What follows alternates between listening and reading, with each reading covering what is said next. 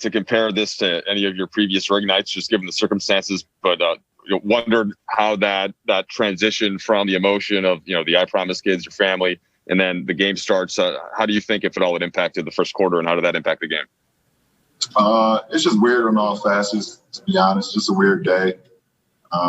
Celebrating a historic moment with our franchise and a historic run what we did last year, and then having to do it without our family and friends and our fans. It's just a weird day, and all in all, and then having to get straight to competition basketball. Just a weird day, to say the least. Anything stand out initially just from the basketball in this game? Well, obviously, we didn't play to what we wanted to do in the first quarter, and then came out like gangbusters and hit us in the mouth, which was perfectly fine. We was able to withstand that, get back into the game, make a game out of it, and they did a good job of closing the third quarter out and kind of spreading that lead, and we weren't able to get back into the game after that. But this game one, it's the first test for us. We literally been together for 9 days. As a full group, we got some returning guys, but we got a lot of new pieces that's going to play a big role in our success this year. So we look forward to watching the film tomorrow and get better from tonight.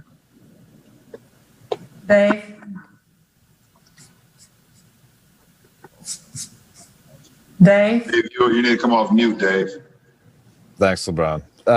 You called it a weird day, but certainly when we saw you walk away from center court holding the ring, marveling at the details of it, did you get an appreciation for it? There's a ton of references to what you guys went through last season: 17 amethysts for the 17 championships, 9.95 carats for 95 days in the bubble. Could you speak about the ring? I mean, it was just a culmination of what we've been through, in 2019 to 20. So many ups and downs, a lot of adversity, just so many storylines and so many things that happen, both good and bad, for our franchise. For that to cultivate the whole season, bring it into all one moment, to be able to celebrate that moment with my teammates and our franchise. Like I said, it was a pretty cool feeling, but at the end of the day, you would definitely love to be able to do that with the fans, do that with our family, our friends, because they played sacrifice to that as well, throughout the whole season. So, like I said, happy to be a part of it, but, bittersweet for sure. Dan? Hey, LeBron. You mentioned sort of the weirdness. It's only been 72 since you guys won that trophy that was at center court.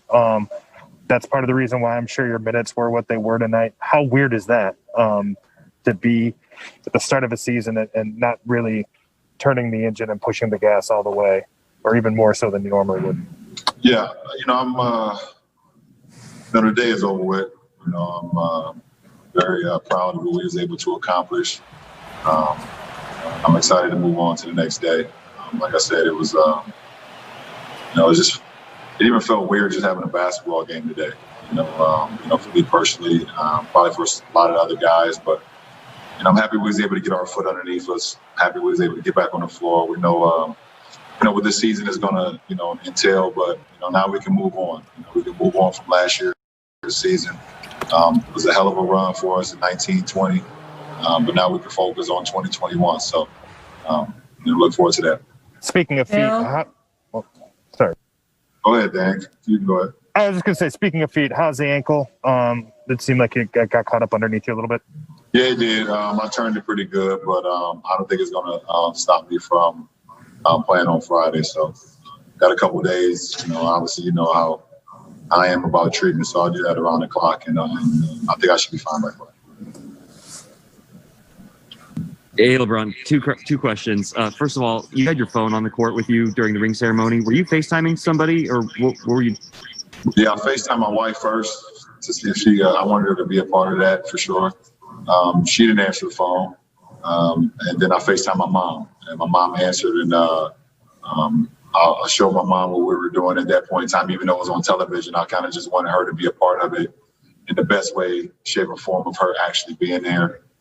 So I was on the phone with my mom all the way up until, the ring started to go, and I could kind of pay attention to my teammates and see what was going on the Jumbotron. But that was a pretty cool feeling for me personally. And then the second question just was, is it just hard to be back at game one and at the starting line, given that last year was everything that it was and it was such a marathon and 13 months to get to the mountaintop? Is it just hard for you to process starting over? It's not the fact that it's starting over, it's the fact that it's here already. I've always had a routine of how I prepare going into a season after a finals run or after a playoff run, knowing the amount of time that I kind of have for my body, for my mind, for the team that we're going to be. And it was just so much uncertainty of when we're going to start the season, how we're going to start the season. Is it going to be December? Is it going to be early December? Is it going to be Christmas? Is it going to be January? Is it going to be all these other things? And then boom, December 1st training camp, first game of the season is happening on the 22nd. So it was just a lot. I can't even sit here and lie to you. It was too much to kind of grasp. But we're in it now. Like I said, I'm happy today is over with, and we can focus on the season. But it's just a lot. It's a lot to process. Okay, last two questions. Kyle Bloom. Hey, LeBron. Frank has talked about he wants to make more conservative decisions with you and AD. Especially just in this early part of the season. You checked out with about 8 minutes left or so.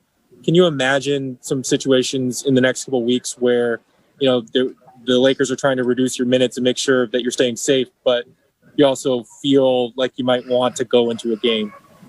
Yeah, that's going to be it'll be a balance. And obviously, coach decided me to, coach, and my trainer, Mike, decided to hold me out those last 8 minutes.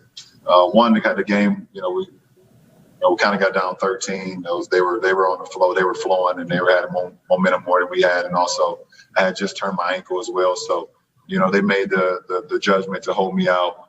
There will be games where there will be a fine line or a well balance of, okay, should I go back in if I'm at that minutes, if I'm high in minutes, or, should I stay out? So now that's what communication is all about between myself and, and coach and Mike as well. So, it's game by game. Last question, Rachel. Hey, LeBron, what are you going to do with your ankle? You've had so many ankle turns over the years. What is your routine to get it ready for Friday? I'll go home and have dinner right now, and I'll ice it, and I'll drink some wine that'll flow right to the ankle. Probably the best recovery I can have. Important. Yeah, I'll make sure I drink on the left side of my body, so it just goes right down to my left leg, right down to my ankle. I'll be around the clock. I'll wake up tomorrow morning before I leave the house and also get some more treatment, and then get some at the facility as well, and just continue to do that. We have a couple of days, so like I said, I feel like I'll be fine. Thank you, LeBron. I appreciate it. All right, 30 seconds left. Big game, James. What are you looking forward to on Christmas against the Mavs? Hey, that's going to be a good game. Luka Doncic is coming in here, well-coached team. Lakers will get to the video, get a little rest, come back strong. I think as LeBron said, they're ready to go home, go to bed, put tonight behind them, and start over. And it's another opportunity for them to get better, both ends of the floor. Strange opening night, though, right? You get your rings. He's right. It's just no one there. It really continues to be kind of